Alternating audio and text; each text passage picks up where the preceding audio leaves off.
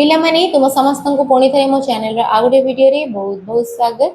आज रो क्लास रे हमें माने बुझीबा क्वेश्चन आंसर श्रेणी नवम जीव विज्ञान रो द्वितीय अध्याय जीवकोश और एहार संगठन आर क्वेश्चन आंसर हम माने डिस्कस करी आसथिले। तो आज हमें माने डिस्कस करबा 5 नंबर कारण पूर्व क्लास रे हमें माने 4 नंबर को डिस्कस करि सारिथिले। तो आज 5 नंबर रे हमर अछि पिला माने शून्य स्थान पूरण कर। शून्य स्थान पूरण रे आम माने आर जो क्वेश्चन आंसर गुडी को पढिबा और बुझिबा। ठीक अछि। तो देखिबा प्रथमे क क्वेश्चन रे कोन देछि कोष झिल्ली को डैश कहा जाय। पिला माने पढिले बेले देखिथिले कोष झिल्ली को आउ कोन कहा जाय। कोष झिल्ली गोटे बहुत भल कार्य करि पारे तेनु करी ताको आउ कोन कहा जाय एठी पचारिछि। तो कोष झिल्ली कौन करि पारे हमरा विभिन्न खाद्य पदार्थ को भीतरु और बाहर को यातायात करिवारे सहाय्य करे किंतु ता भीतर से कौन करे केतेटा सिलेक्टिवली जिंस को ही भीतरु बाहर को पठै पारे जहां आम शरीर पई आवश्यक थिबो जो जिनिस दरकार नथिबो से ताको कोन अलाउ करे नाही। तेनु करी एही प्रकार रो झिल्ली को कौन कहा जाय सेमी परमिएबल मेम्ब्रेन बा अर्ध पारगम्य झिल्ली। तो ओडिया रे तुम माने यार उत्तर एठी कोन लिखिबो कोष झिल्ली को आउ कोन कहा जाय अर्ध पारगम्य झिल्ली बोली कहा जाय। ठीक अछि। तो एठी लिखिबो अर्ध पारगम्य झिल्ली। तापरे नेक्स्ट जो क्वेश्चन रहि छि पिला माने ख नंबर कोष भित्ति डैश द्वारा गठित। तो कोष भित्ति काहा द्वारा गठित होय थाय साधारणतः आमे माने बहरे पढिला बेले पढिथिले ना एहा सेलुलोज द्वारा गठित। तो तुमे माने एठी डैश रे कोन लिखिबो ना कोष भित्ति सेलुलोज द्वारा गठित। तापरे कोषर शक्ति मुद्रा टी को डैश कहा जाय। कोषर शक्ति मुद्रा को कोन कहा जाय एटीपी बोली कहा जाय ना। आमे माने वर्तमान टिके आगरु ही पढी कि आसले माइटोकॉन्ड्रिया रे। तो लिखिबो कोषर शक्ति मुद्रा टी को एटीपी बोली कहा जाय। राइबोसोम द्वारा डैश संश्लेषित होई थाए। तो पिला माने राइबोसोम द्वारा कोन संश्लेषित होई थाए ना पुष्टि सार संश्लेषित होई थाए। तो एठी कोन लिखिबो डैश रे पुष्टि सार। 1 नंबर क्वेश्चन प्राग्नेस्टीय कोषर डीएनए टी डैश। तेबे प्राग्नेस्टीय कोषर डीएनए टी किपरि थाए पिला माने तो एहा वृत्ताकार थाए। तन कर तुम माने एठी लिखिबो वृत्ताकार। नेक्स्ट उद्भिद कोषरे डैश न थाए। उद्भिद कोषरे कोन न थाए पिला माने सेंट्रोजोम न थाए। आमे माने जो प्रथम क्वेश्चन गुडा को डिस्कस कला बेले जानथिले ना उद्भिद कोषरे कोन थाए प्राणी कोष मध्ये कोन थाए। तो उद्भिद कोषरे कोन न थाए ना सेंट्रोजोम न थाए। 6 नंबर रो उत्तर होउची सेंट्रोजोम। तापरे आसीबा 6 नंबर क्वेश्चन को सेंट्रोजोम डैश कोषरे न थाए। सेम क्वेश्चन ना तो ताकू ही टिके भिन्न भाव रे एठी देछि। एठी उद्भिद कोषरे सेंट्रोजोम न थाए उत्तर एठी सेंट्रोजोम को कोषरे न थाए ना एठी लिखिबो तुम माने उद्भिद 6 नंबर रो उत्तर होउची उद्भिद कोषरे न थाए सेंट्रोजोम।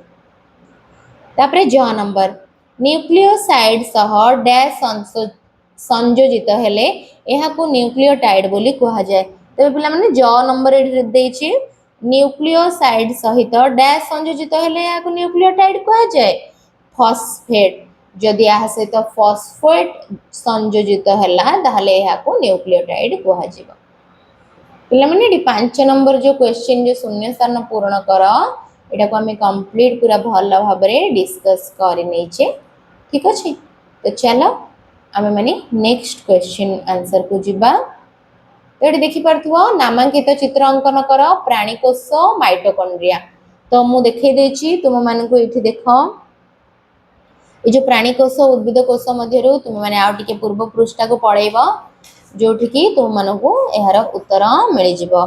एठी देखो एठी देछि नामांकित चित्र कहार करिवा पई प्राणी कोषर। तो प्राणी कोष रे ए जो पूरा चित्रटी अंकन करिवो आ ताकु लेबलिंग देकी एठी ना गुडी को लिखिबो कोषर को भाग रे कोन कोन रहिछि। तो ये होछि प्राणी कोषर डायग्राम। तो ये होछि आर उत्तर 6 नंबर रो कबिट रो उत्तर होछि एटा। तुम एमती डायग्राम करिवो एग्जाम रे भी तुमरा एटा आसीबो। तो तुम मान को ए डायग्राम टा मन रखी कि जीवा पई पडिबो गोटे रे दुई थरा प्रैक्टिस करि नबो तुम मान को एटा पूरा मन रहि जिवो। आउ कोन देछि पिला माने माइटोकॉन्ड्रिया रो भी तुम मानक देछि एठी चित्र अंकन करिया पय तो ये होची माइटोकॉन्ड्रिया रो ये होची चित्र आउ एठी देखि परथबो तार लेबलिंग दे तार ना गुडी का देछि जेमति कि अंतःस्तर झिल्ली बाह्यस्तर झिल्ली मैट्रिक्स क्रिस्टा ए सब तो यही परि भाबरे तुम माने 6 नंबर रो उत्तर लेखिबो। वर्तमान चलो जिबा 7 नंबर क्वेश्चन को। तो पिला माने 7 नंबर 8 नंबर क्वेश्चन एबे डिस्कस करिबा। 7 नंबर प्राणी कोश रे लबक थिले कोन होंता। तो पिला माने प्राणी कोश रे लबक थिले कोन होंता एडी उत्तर रे हमें लिखिबा प्राणी कोश रे लबक थिले आलोक संश्लेषण और पुष्टिसार प्रस्तुत होई पारंता कारण लबक मध्य कोन ना एक अर्ध स्वयंचालित अंगिका माइटोकॉन्ड्रिया परि ठीक अछि। तो ये लिखिबा प्राणी कोश रे लबक थिले आलोक संश्लेषण और पुष्टिसार प्रस्तुत होई पारिथांता कारण लबक एक अर्ध स्वयंचालित अंगिका अटे। तो पिला माने ये होची तुमरा 7 नंबर रो उत्तर। वर्तमान पिला माने चला 8 नंबर क्वेश्चन को डिस्कस करिबा।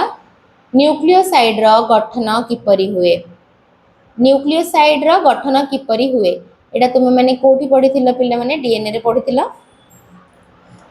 तो एठी आमे माने तार उत्तर डिस्कस करनबा मु वर्तमान तार उत्तर तुम मान को कहूची तुम माने बुझिनियो।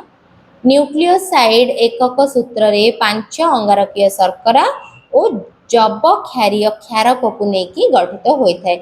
न्यूक्लियोसाइड रो गठन किपरि हुए ना एकक सूत्र रे 5 अंगारकीय शर्करा और जब क्षारीय क्षारक को नेकी न्यूक्लियोसाइड रो गठन साधारणतः भाबे होइथाय।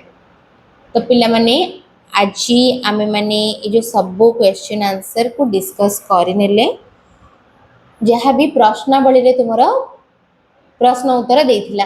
तो प्रश्न देछि आमे माने उत्तर डिस्कस करनथिले मु भाबुची तुम माने आज सब क्वेश्चन रा आंसर पाई सारिथिबो। तो तुम मान का काम होची से गुडा को भलो भाबरे बुझिबा और लेखिबा बारंबार जहाँ द्वारा कि तुम मान को मन रहिबो घोषिबा पई पड़िबोनी। जदि आज वीडियो तुम मन को भल लगिला ताले चैनल को लाइक शेयर और सब्सक्राइब कर देबो। एही भली वीडियो गुडी को देखिबा पई मो चैनल रे बेल आइकन को प्रेस करके ऑन नोटिफिकेशन को क्लिक कर देबो जद्वारा मोर सब वीडियो रो नोटिफिकेशन तुम मन को पाखरे पहुंच जिवो।